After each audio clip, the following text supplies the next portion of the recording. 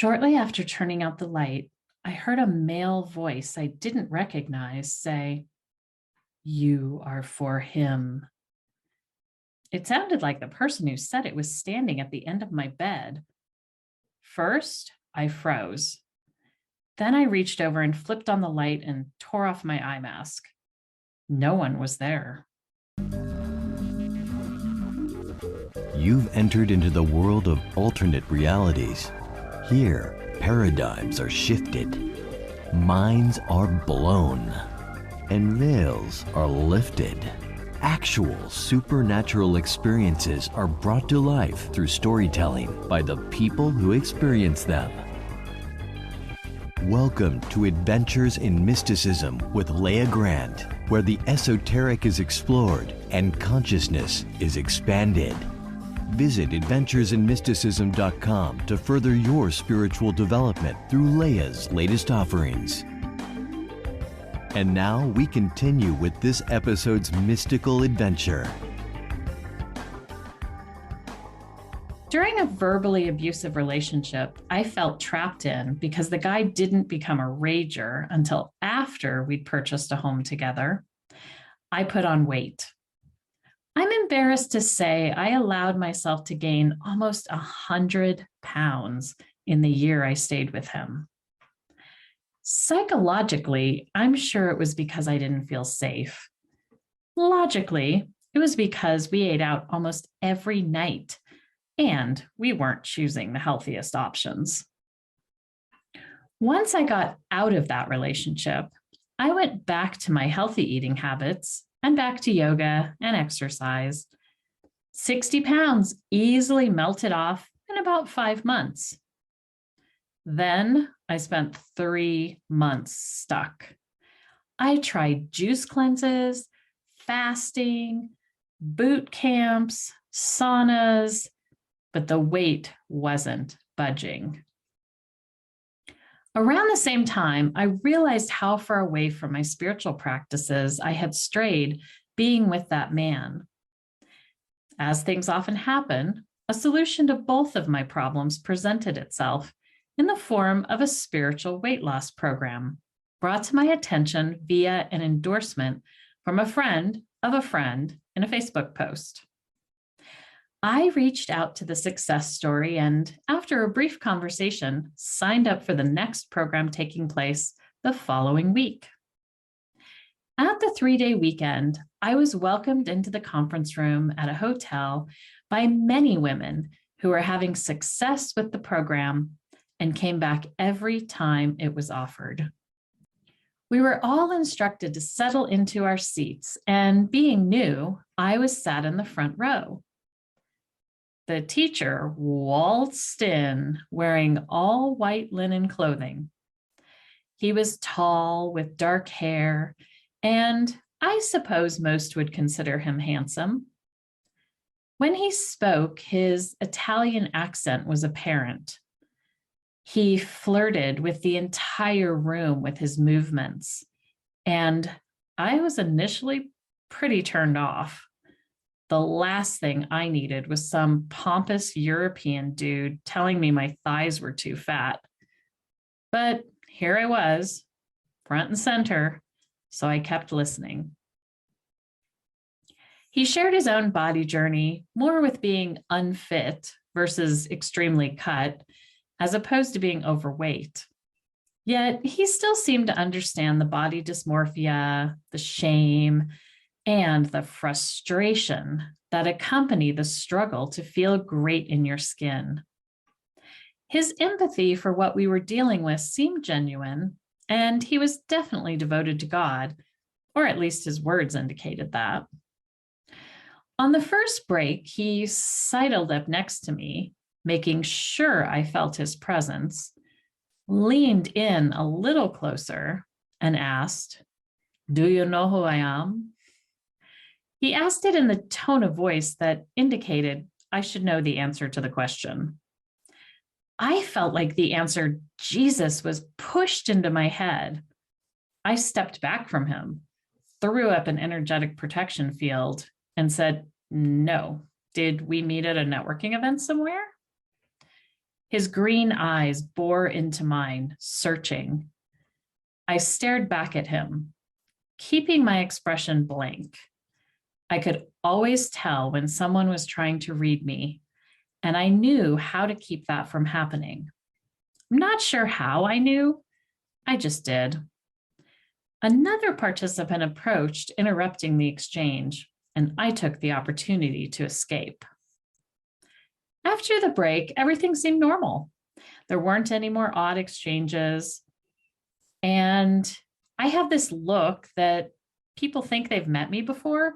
So I figured the teacher just thought I was someone else. The workshop took place at a hotel out of town, so I was staying on site.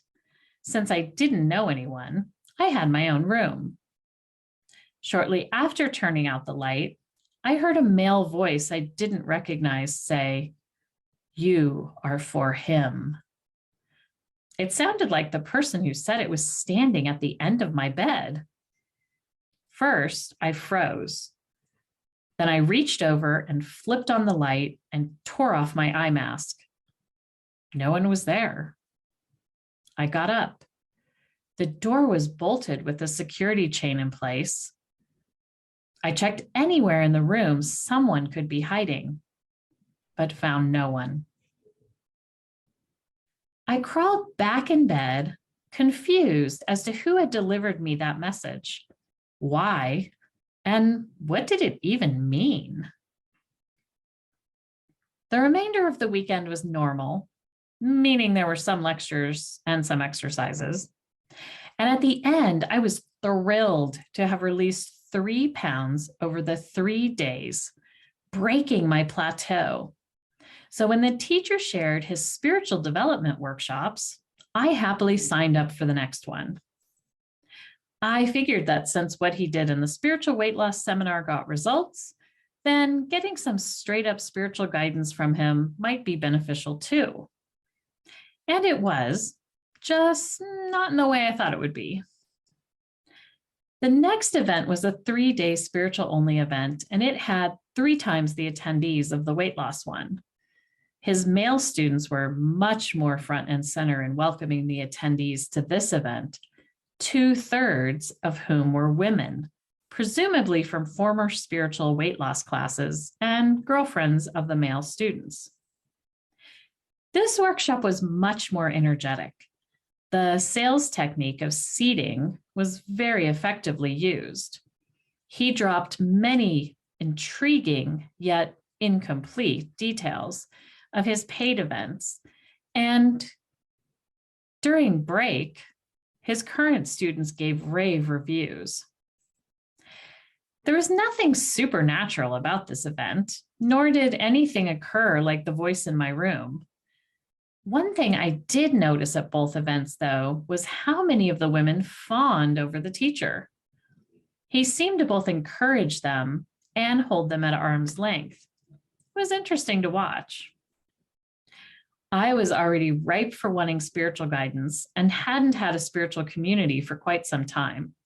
So I was an easy sale and signed up for the next week-long retreat.